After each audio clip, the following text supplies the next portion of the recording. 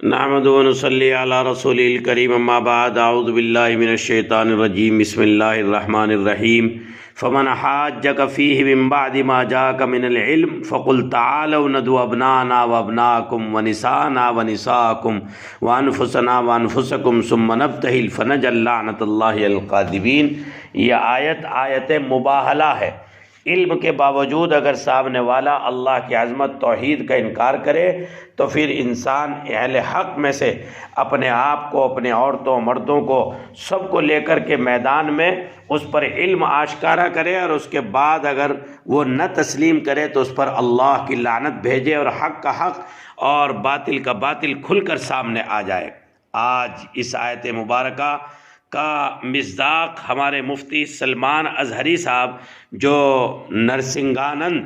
جو اس دنیا کا، ہندوستان کا بڑا مردود اور ملعون شخص ہے، اس سے مقابلے کے لیے اور احقاق حق اور اسلام کے کلمے کو کامل اظہار کے لیے بالکل دلیلی اور زمینی طور پر حضرت نے 17 رمضان المبارک، جو یوم الفرقان، یوم بدر اور حق و باطل کے درمیان تمیز کا دن ہے، اس دن طے کر دیا ہے۔ اور سوشل میڈیا پر جو ہے پوری خبریں، پورے ویڈیو، پوری تیاریاں جا چکے ہیں۔ اس وقت اسلام کی عظمت، احقاق حق اور حقانیت اور صداقت کا سوال ہے۔ آج میں اپنی دعا کا آغاز اس مبارک دعا سے کرتا ہوں: اے اللہ، جس طرح تو نے اپنے خلیل حضرت ابراہیم کو نمرود کی آگ سے بچایا،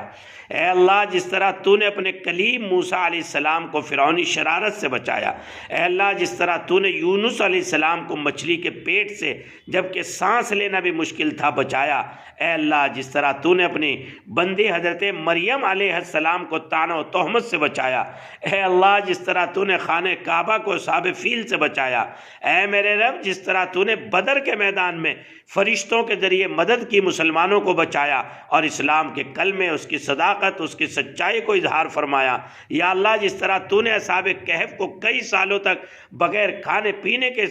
309 سال تک زندہ رکھ کر بچایا، سلا کر بچایا، اے اللہ، جس طرح تو نے غوث العظم دستگیر کو شیطان کے مکر و فریب سے بچایا، اے میرے رب، اسی طرح سے ہندوستان کے ظالم و جابر، فتین، کمین، بعد ذالک زنیم، دلیل رذیل، مردود، نمرود، خبیث، نجاست العین، خباثت العین،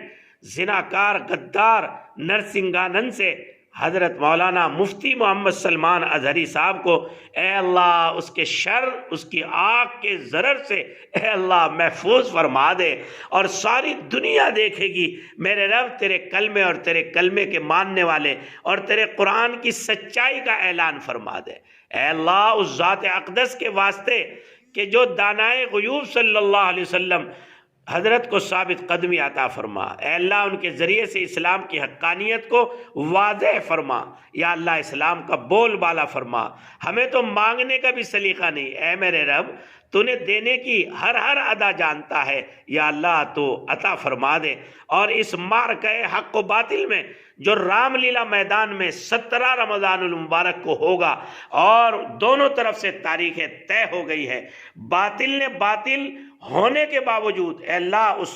اس چیلنج کو قبول کر لیا ہے۔ یہ پوری امت کا اے اللہ تیرے دین کے کلمے کا، اسلام کا، قرآن کا، میرے رب، اس کی شان کا مسئلہ ہے، تیرے کلمے کی سربلندی کا مسئلہ ہے، یا اللہ، اپنا فضل فرما کر جس نے نرسنگانند نے جو مباہلہ کا چیلنج قبول کیا ہے، اے اللہ، اس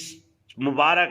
تاریخ میں جس وقت حق کا حق اور باطل کا باطل کھل کر سامنے آ جائے، یا اللہ، اپنا فضل فرما کر مفتی سلمان اظہری کو قبول فرما لے، اور ان کے اسلام کی سچائی کو اپنے فضل خاص سے ان کے ذریعے سے ظاہر فرما دے۔ نرسنگانند باقاعدگی سے ہندوستان کے پریس کلب اور کئی سرکاری اداروں میں پروگرام کرتا جا رہا ہے کہ جس کے ذریعے وہ نبی کی ذات اقدس پر گھٹیا اور گندے حملے کر رہا ہے، جس سے واضح ہے کہ نرسنگانند جو کچھ کر رہا ہے وہ آر ایس ایس اور دیگر باطل تنظیموں کی تائید اور تحریک سے کر رہا ہے۔ نبی کی شان میں ایسی گستاخیاں اور حملے یقیناً مسلمانوں کے لیے صرف ناقابل برداشت ہی نہیں بلکہ تمام مسلمانوں کے لیے بڑی دل آزاری اور گستاخ کا مقابلہ کرنے کے سبب، بڑی محرومی اور گنہگاری کا سبب ہے۔ ایسے میں اللہ رب العزت نے عقل و خرد والوں کو حیران کرتے ہوئے تکنیک اور مادیت کے دور میں ایک عاشق رسول دیوانے کو کھڑا کر دیا۔ خالص عقل پرست دماغوں میں نہیں سمانے والی دیوانگی کا مظہر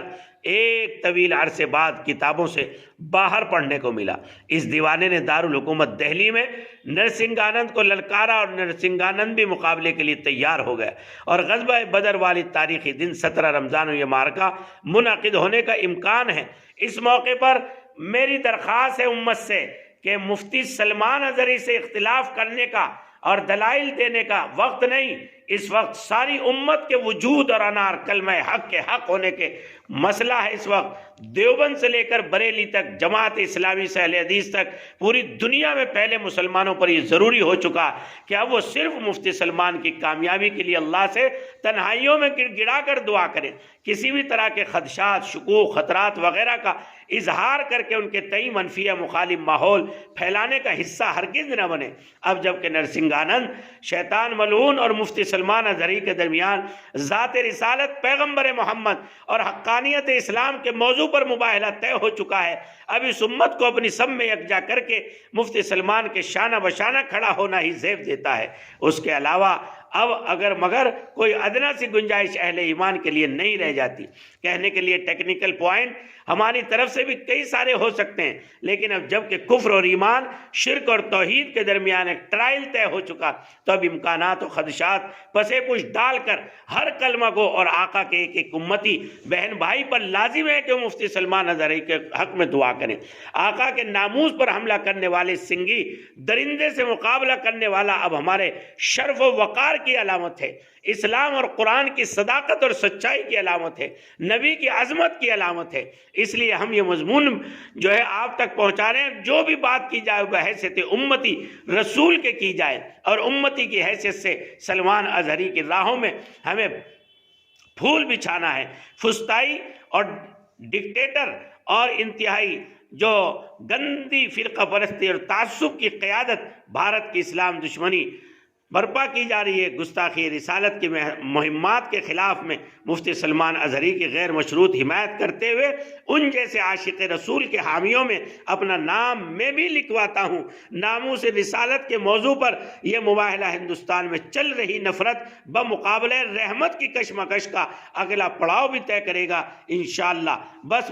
مشرک دشمن راہ فرار اختیار نہ کرے جیسا کہ ان کی تاریخ رہی ہے، اور اللہ مفتی صاحب کو اس وقت میں اے اللہ اس آگ کو ان پر اپنا، آپ ہی نے تو قرآن نے کہا ان الدین عند اللہ الاسلام، آپ ہی نے تو کہا فلن یقبل منہ،